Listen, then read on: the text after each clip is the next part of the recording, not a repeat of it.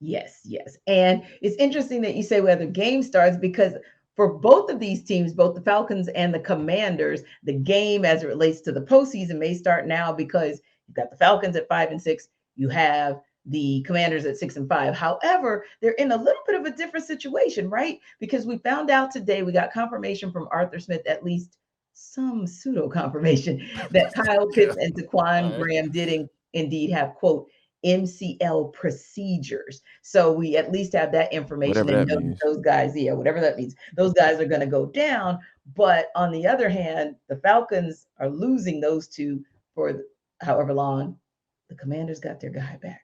The beast is back. Chase Young has officially been activated. Jarvis, we talked about this yesterday. Like, dear God, if he's activated, like for real, and they know they're going to trot him out there, Arthur Smith and Dave Ragone, how are you going to scheme for him? It's, I mean, to be honest with you, it's not just Chase Young. It's No, Montez right. It's Sweat, that whole, that Jonathan whole, Allen, right. Deron Payne. Yeah, I'm just These being dudes nice are and saying it's new. that one guy. Yeah, they They have, are yeah, they've got new. guys. So I think the main thing for the Falcons is not to get out of character, right? Don't try to Mhm. do anything that you haven't been able to do well Yeah. throughout what 11 games that you played. So I think that trying to come out here and pass the ball around all around the yard Mhm. against a team that can rush the passer really well, not a Right. great idea. So I think that I think it's going to be this is going to be something that you're going to be pretty much as usual. Mhm. I Mhm. think that you're gonna have to try to figure out a way with Kyle Pitts not being around. You got to figure out a way to get Drake London the ball. The Falcons have Mhm. had success. I think Marcus Mariota is from a target standpoint and completion standpoint. I think Marcus Mariota is completing about 60% of his passes to Drake London, which is Yeah. very good. A lot of people Mhm. have been pointing out the connection between he and Kyle Pitts. I know we know how that has not worked out that Right. well this year, but in 2022, Marcus Mariota to Drake London, it has been pretty successful more often than not. So I think that's True. something you got to take advantage of. Well, find a way to get him the rock, and also continue to run that Tater. Yeah. Get Yeah. creative with Cordell Patterson, and I think Yep. Tyler Algier needs to be heavily involved in this game as well. Hmm. And also, you have one good thing, and I say this, with kind of tongue in cheek because we don't say necessarily that it's good not to have Kyle Pitts, although, like you said, the chemistry between him and Marcus Mariota wasn't necessarily great.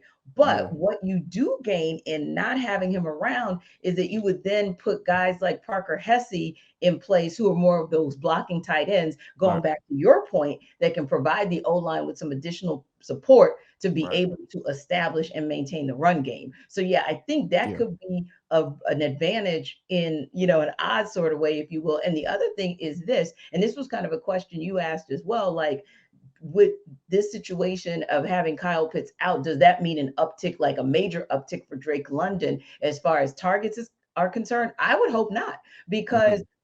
for me, Mariota has also shown that he's sneaky good with his chemistry with Demir Bird. And I think that that might be a place where he wants to go again. And even like a Kadero Hodge, he's had some success with him as well. So I kind of think like this will be interesting because it may be some of those X factors that we don't often talk about that end up helping the Falcons to get this thing done on Yeah, offense.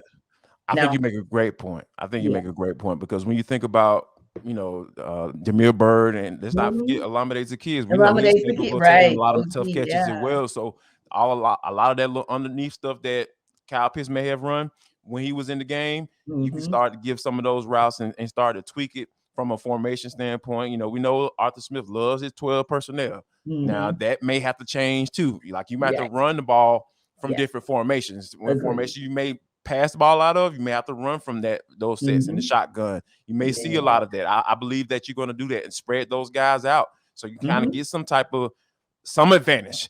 We Yeah. know it's not going to be many up Right. front, but you got to But spread those guys out and see if you can find some type of advantage yeah, somewhere along that offensive line. no So question. I think that that's going to be the case, but I think you make a great point though. Getting those guys the rock underneath so they can make plays. We've seen them make plays and make people miss and get some of that cognac. Mhm. So I think that's what's going to be have to be part of the game plan for Arthur Smith on Sunday. Yeah, and make sure that you guys, whatever you do, Falcons 11, make sure you don't let Stevenson's own Montez Sweat act out, because that was one Yeah. that I'm like, one of my good friends would kill me if she knew I forgot to mention Montez. But yeah, Yeah.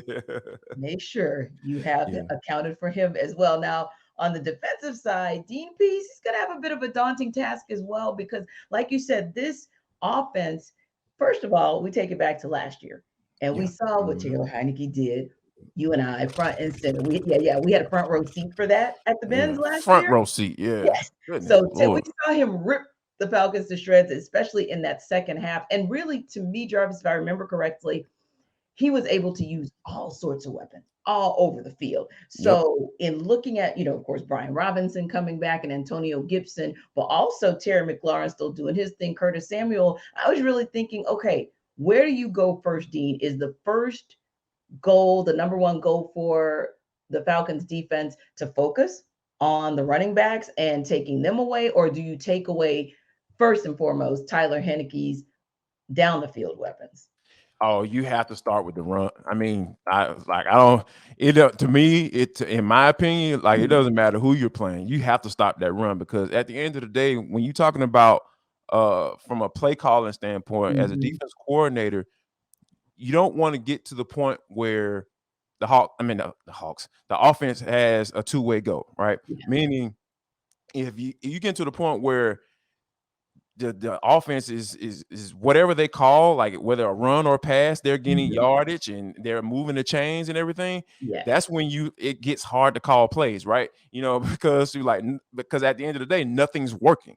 Mhm. So you always have to start with that run game. Once you get that run game under control and then you force Mhm. them in pass situations, Yep. we saw that the Falcons take Like it was advantage of that last week. last week. Worked that to 4 sacks, perfection. you know what I'm saying, and putting Justin Fields on the ground and Mhm. essentially putting them out the game, Yeah. because they were on his head even Mhm. when they weren't putting him on the ground for sacks. They were getting those pressures and making speeding up that clock.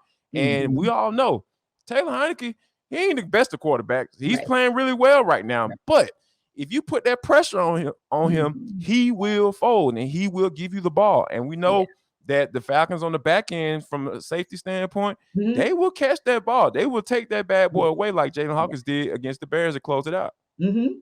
Yeah, and I love that as well about what you just going after the run and kind of stuffing that, because in my mind I'm also seeing third and long. And I'm like, boy, oh boy, if the Falcons can get third and long, and then you can get from, like you said, Jalen Hawkins, and just kind of get from Richie Grant that same performance that we saw. Of course, it was last week with Jalen Hawkins, but even a couple weeks ago, I think with Seattle with Mhm. Richie Grant. Yep. Now those guys are like, yeah, now you got to pass that ball.